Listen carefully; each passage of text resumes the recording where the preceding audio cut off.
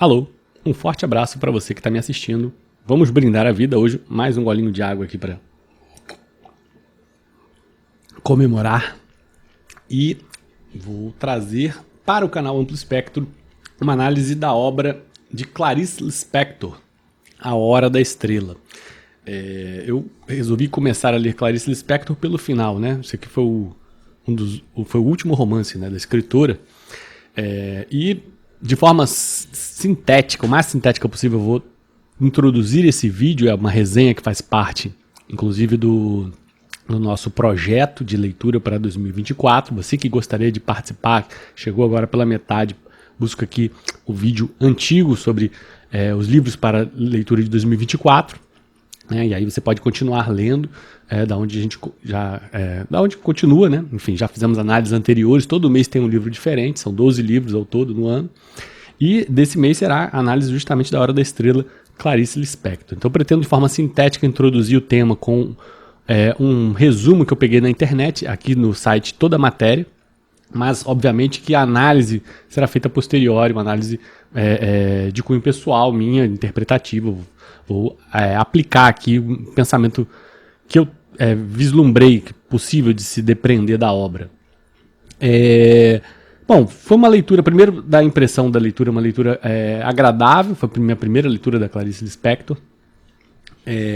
Achei que, de forma até propositada, né, o narrador, que começa narrando um pouco em primeira pessoa para depois se transformar numa narrativa de terceira pessoa, ele digamos, um narrador parece receoso de contar a história, né? Ele enrola para contar a história. As primeiras páginas todas são desperdiçadas sem chegar, né, ao ponto, né? Até que ele finalmente chega à história. Ele mesmo confessa que tem receio de contar a história, enfim. E pelo que eu vi aqui na análise do Toda a Matéria, em parte, né, a protagonista, que é a Macabeia, né, ela é digamos, uma nordestina, a Macabeia, e típica figura nordestina, interiorana, inocente, ingênua, que chega para o Rio de Janeiro. E o Rio de Janeiro é a terra dos espertos, a gente bem sabe, né? E ela é muito desprotegida, dada a inocência dela, né? E em certa medida, em alguma medida, pode-se dizer que é um pouco autobiográfico por parte da Clarice Lispector, né? Fazendo as devidas adaptações, porque a gente sabe que a Macabeia era uma figura muito pobre, né? Interiorana, e no caso a Clarice Lispector veio, apesar de ter uma relação forte com o Nordeste, ela é ucraniana, de origem, na sua infância, ucraniana, e era casada com um diplomata. Então, realmente não era realmente a mesma realidade, né? Mas pode-se entender que tinha uma pequena parcela da Macabeia, da Clarice Lispector incutida na Macabeia. E aqui, por exemplo, vou dar uma antecipada aqui, né, no que diz aqui o site Toda a Matéria, né? A Hora da Estrela é o último romance da escritora brasileira Clarice Lispector, publicado em 77. Trata-se de uma obra instigante original de cunho autobiográfico, pertencente à terceira geração modernista, classificada como romance intimista, né? Por que romance intimista? Por que intimista? Porque está sempre muito reflexivo sobre os sentimentos pessoais que o narrador, né, o Rodrigo, né, o narrador, ele joga para cima, depreende, né, da própria história que ele vai contar. É também conhecido como romance psicológico, né, tem todo um lado psicológico dos personagens, né, muito bem avaliado. Estilo em que a autora se destaca, afinal a obra de Clarice é marcada por suas emoções e sentimentos pessoais. Aí vamos direto para a narrativa breve, né? Claro, antes de dar continuidade aqui, agradecer muito a quem colabora com esse canal. Quem puder, curta, compartilha o vídeo, e participa dos projetos, participa dos grupos que são disponibilizados aqui nos links, e se puder, claro, apoie o canal. Tem o Apoia-se e o Pix, né? O Apoia-se para pagamentos mensais e o Pix para contribuições que sejam avulsas. Qualquer tipo de contribuição ajuda muito, porque nos possibilita não apenas dispor de mais tempo, comprar livros, investir no equipamento, quanto também investir na publicidade do canal, poder difundir essa centelha, esse gosto pela leitura, pelas artes, enfim, pela filosofia. esse gosto ser difundido para mais pessoas, né? Enfim, seria muito bom para o nosso país. Acho que é propósito, compromisso, pelo menos um compromisso pessoal que eu tenho. Bom, dando continuidade, vamos falar então sobre a obra propriamente dita, né? Então, aqui na leitura do site, toda a matéria fala: a história é narrada por Rodrigo S.M., que é o narrador, personagem principal, um escritor à espera da morte. Ele é uma das peças-chave do livro. Ao longo da obra, ele reflete seus sentimentos e os de Macabeia, a protagonista da obra. Ela é nordestina, órfã de pai e mãe, criada por uma tia que, diga de passagem, a maltratava muito.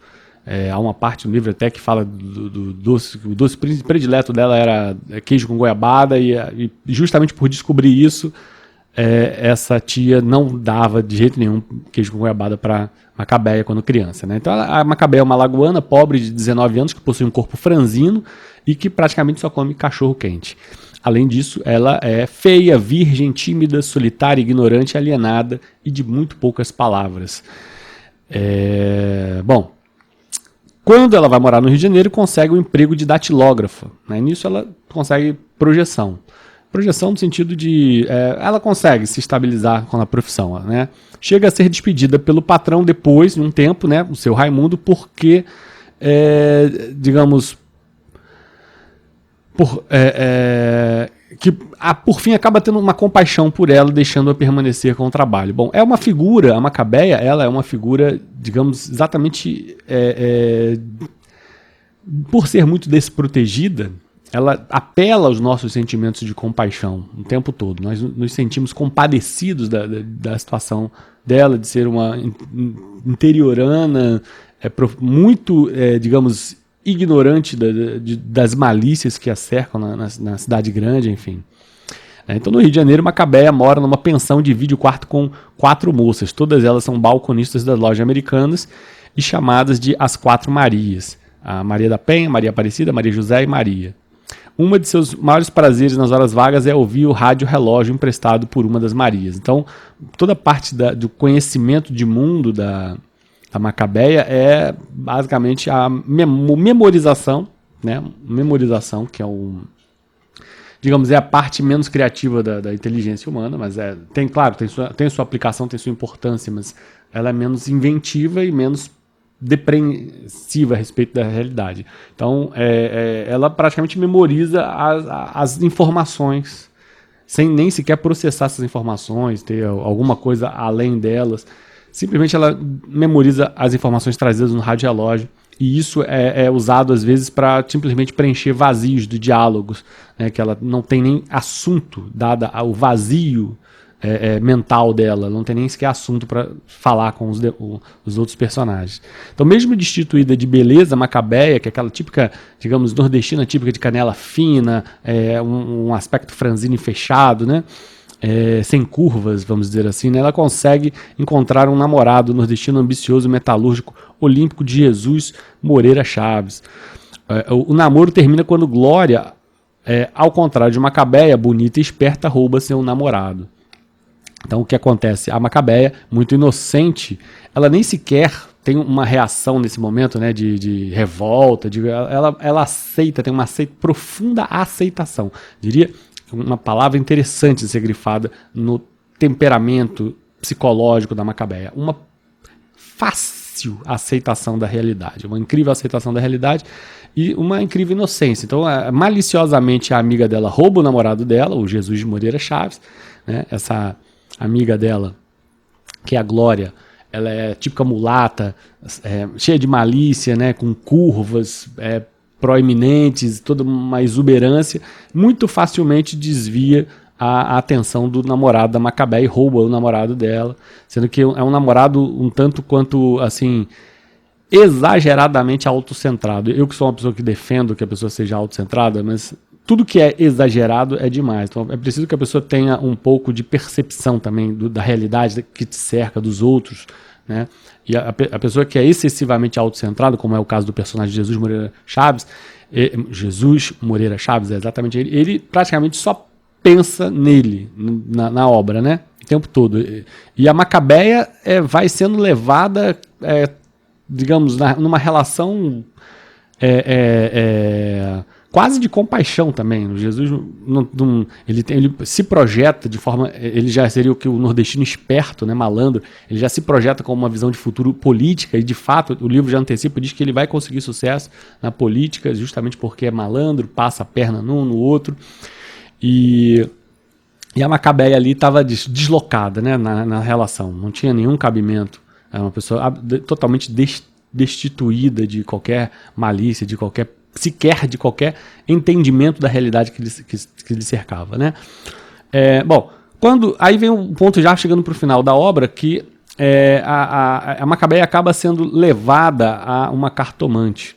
Né? Aqui, curiosamente, no site fala, e veja, muita gente, há uma repetição de interpretação nesse sentido, né, de que porque a cartomante errou, ela é uma impostora. E eu vou destacar porque eu penso que não.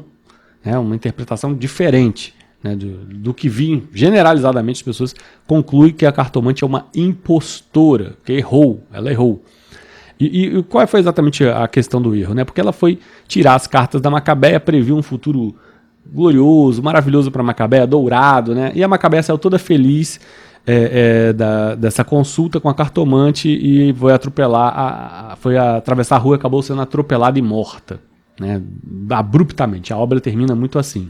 E essa é, digamos, a hora da estrela, porque de acordo já no início do livro é anunciado pelo Rodrigo, o narrador, que a hora da estrela que cada um de nós tem, né, é a hora da morte. Aqui, deixa eu ver se eu acho aqui esse ponto que ele fala isso, ó. Pois na hora da morte a pessoa se torna brilhante, estrela de cinema, é o instante da glória de cada um e é quando, como no conto coral, se ouvem agudos sibilantes. Então veja, isso aqui não é o final, não, isso aqui está no início da obra, já é anunciado o que seria a hora da estrela, né? Então, de certa forma, já é um prenúncio para quem está atinado para a obra. Quando eu li isso aqui, eu já falei, já vi que a Macabeia vai terminar morrendo, porque o nome do livro é A Hora da Estrela e ele já mencionou aqui que a Hora da Estrela é a hora da morte.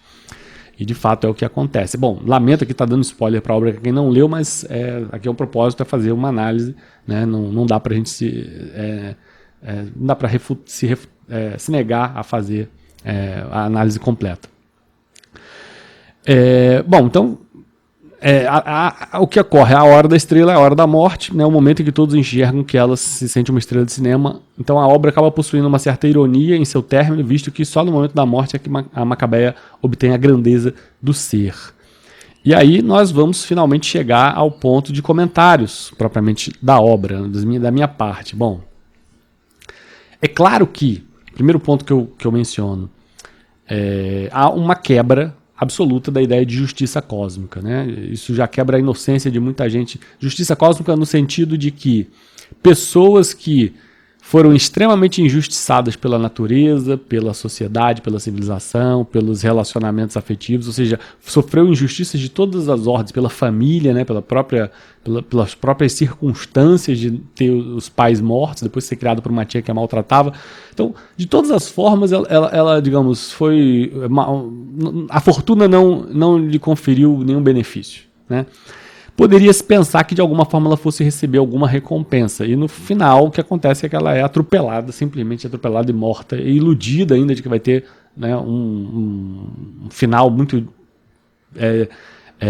dourado, né? Até o momento em que a cartomante faz essa projeção para ela de que ela vai casar, ser feliz, ser próspera e tal.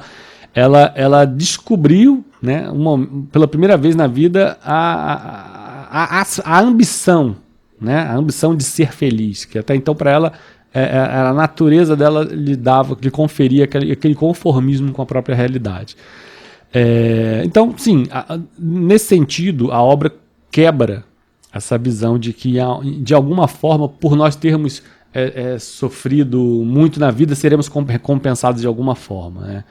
Me lembra um pouco aí a filosofia do Michel Montaigne, né? Que brinca um pouco com essa questão da aleatoriedade na vida, né, do caótico. Por outro lado, também me lembra um pouco a filosofia do Edmund Burke, quando fala da sabedoria sem reflexão. E até poderia se dizer, assim, comparando a forma de proceder da Macabeia, me lembra um pouco também o taoísmo. Por quê? Porque a Macabeia é aquela figura que pouco ou mesmo nada sabe a respeito das coisas. E por mais que, é verdade, no final ela tenha sido extremamente castigada pela fortuna, ao longo da obra, na vida dela, ela vai deixando de sofrer horrores com coisas terríveis que lhe acontecem, porque simplesmente, justamente porque desconhece a maldade, né? Então é como assim, como você desconhece a maldade, você não sofre. Então ela desconhece a maldade da amiga que passa a perna e rouba o marido, desconhece a própria maldade do marido, que por um mero interesse efêmero na amiga dela, não tem nem sequer uma consideração por ela, né? Larga ela, chuta ela como se ela fosse uma panela descartável, vazia, né? Ela também não tem nenhum ressentimento da tia que a maltratava, porque ela é uma pessoa que desconhece a malícia, a maldade humana. E por desconhecer a maldade, ela acaba agindo de uma forma muito estoica, aí já usando outra filosofia, né?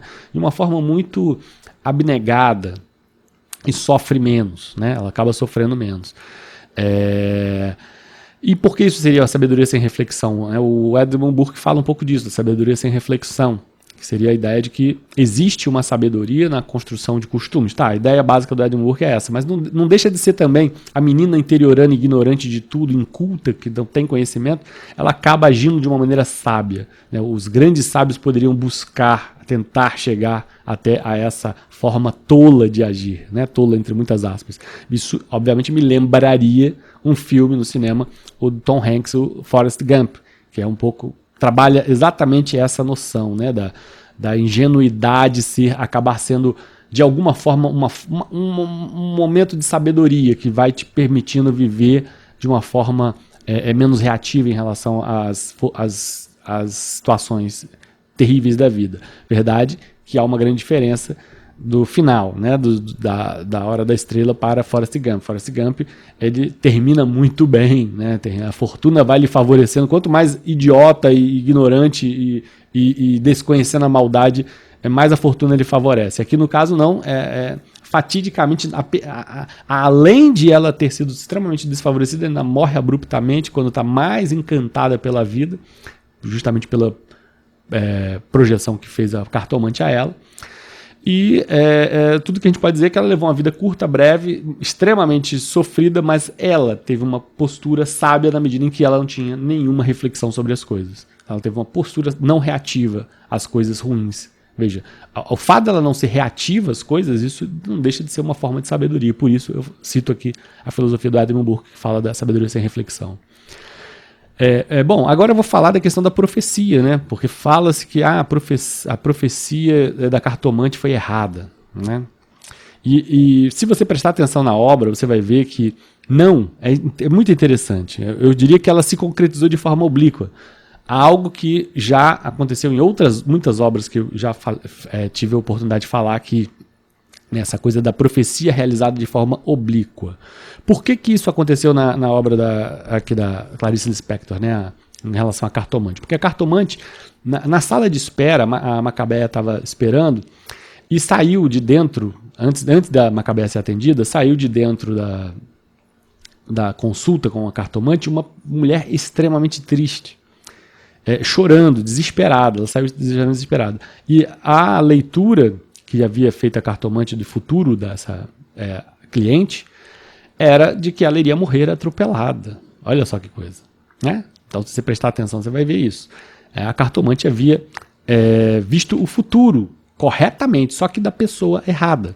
Ela viu o futuro correto, mas da pessoa errada. Ela leu o futuro da Macabeia para a pessoa errada, para a cliente que estava ali na frente dela. Então, não é uma impostura, como foi posto aqui, né, no site, ou como eu vi muitas pessoas comentarem aqui. Ela não é uma impostura. Ela apenas fez a leitura certa da pessoa errada. E aquilo, obviamente, vai acabar se realizando de forma oblíqua. Por que de forma oblíqua? Porque na hora que chega a Macabeia, ela já lê um outro futuro. Quem sabe até da mulher que saiu chorando, né? Quem sabe ela inverteu. Aí já é uma conjectura da minha parte. A gente não tem elementos na obra para dizer isso. Mas ela leu um futuro radioso para Macabeia, que não se concretizou, que ao contrário, o que prevaleceu foi justamente a leitura que ela havia feito para outra cliente que saiu chorando. A Macabeia saiu dali e pum, foi atropelada. Então ela não é uma impostora. Impostora é se ela não tivesse nenhuma capacidade de ler futuro nenhum, estivesse inventando tudo dali. No entanto, constatou-se que ela tinha capacidade, porque muita coincidência, venhamos e convenhamos que é muita coincidência, já não é nada comum, né, para uma cartomante que não seja uma impostora, ou mesmo que seja impostora, enfim, normalmente cartomantes não dizem coisas ruins, desagradáveis para as pessoas. Para o cliente anterior ter saído chorando é porque a cartomante teve a integridade de ser honesta e falar o que efetivamente havia lido. E dizer que ela vai ser atropelada na rua, tomar muito cuidado que o que foi lido ali, que ela ia ser atropelada e morta. Né? Então, naturalmente, não se trata de nenhuma impostora faria isso, né? Ter esse tipo de comportamento. E, no entanto, o que aconteceu é que a profecia se realizou de forma oblíqua. E quais as obras que me vêm à cabeça, que eu já até falo aqui sobre essa coisa da profecia se realizar de forma oblíqua, ser confundido com um impostor, né? Aconteceu isso também na obra do Shakespeare, né, do William Shakespeare, a obra Macbeth. Né? Exatamente isso, as 3 bruxas fizeram profecias para o Macbeth, que de fato se realizaram, só que se realizaram por vias oblíquas, vias inesperadas. Né? Não era o que Macbeth esperava que acontecesse. Mas, de fato, as profecias se realizaram. Não eram 3 bruxas impostoras. Não eram impostoras. Apenas houve uma interpretação, né, equivocada por parte do próprio Macbeth. Né?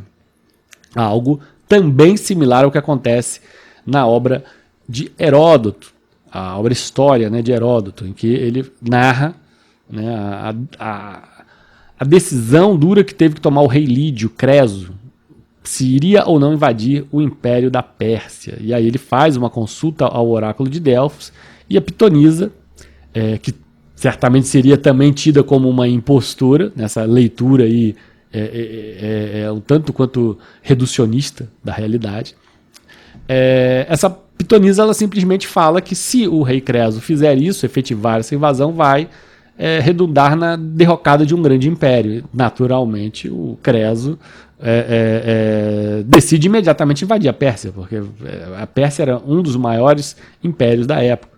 Vai derrotar um império, vai derrocar um império, só que, na verdade, era uma profecia que se referia ao próprio império, ao próprio império da Lídia. Né? O rei Lídio, Creso, acabou destruindo o seu próprio império, e era esse o império que iria se ele tivesse invadido a Pérsia. Né? Então, logo, também é uma profecia.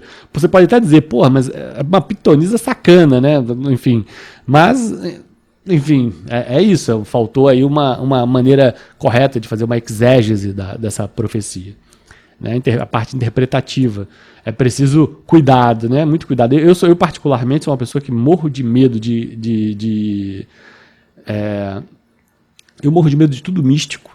E apesar de ter tido experiências místicas na minha vida, não gosto nada místico. Percebo que existem realmente essas questões místicas, por isso talvez é que eu tenha medo. E, além disso, eu nunca tive vontade de saber o meu futuro. Eu acho terrível, eu acho, assim, não queria numa cartomante, porque eu acho terrível, a pior coisa que tem. Porque ou ela vai me enganar, e nisso eu estou perdendo meu tempo, ou pior ainda, ela vai me falar a verdade, algo que eu não quero saber. Eu acho que é uma sentença, né? Você está preso a uma linha de destino. Se é que destino realmente existe. A gente pode discutir a obra do Boécio, a Consolação da Filosofia, tem uma excelente discussão metafísica sobre como conciliar a ideia de livre-arbítrio com destino. Estou saindo aqui da obra, tá? Estou falando aqui filosofia, enfim. Mas é isso, ele é uma ótima obra para quem quer tentar entender como é possível, numa visão filosófica, conciliar as duas coisas. Né? A livre-arbítrio e destino ao mesmo tempo parece uma coisa inconciliável. No entanto, o Boécio produz esse pensamento antes de morrer, inclusive, né? Porque ele estava a obra foi produzida entre uma sessão de tortura e outra, né? A Consolação da Filosofia. E também uma obra aí muito recomendada. Eu não trouxe para cá, mas é uma boa obra. Então, tá aqui, Clarice Lispector. Recomendo, é uma obra fina. Se você não acompanhou ainda, recomendo que acompanhe. Tem muitos pontos aqui que eu não comentei, que foram grifos comentados. Eu percebo uma tentativa de construir uma narrativa que seja profunda, quase, assim, eles falam psicológica, eu gosto de falar quase filosófica, né? Porque há questões aqui, dúbias, ambiguidades, aflições humanas deixadas sem nenhuma solução, né? A proposta filosófica é justamente, às vezes, criar dúvidas ao invés de responder e trazer certezas, né? E nesse sentido, pode-se dizer que é assim também. A literatura traz muitas vezes, e esse é um exemplo talvez, né? Traz pontos filosóficos. Vale muito a pena ser levado sob essa forma, a literatura, né? Não deixa de ser arte, mas também não deixa de ser filosofia. Então é isso, gente. Não pretendo me prorrogar muito mais nessa análise. Espero que tenha sido proveitoso sob alguma forma. Um forte abraço. Até a próxima.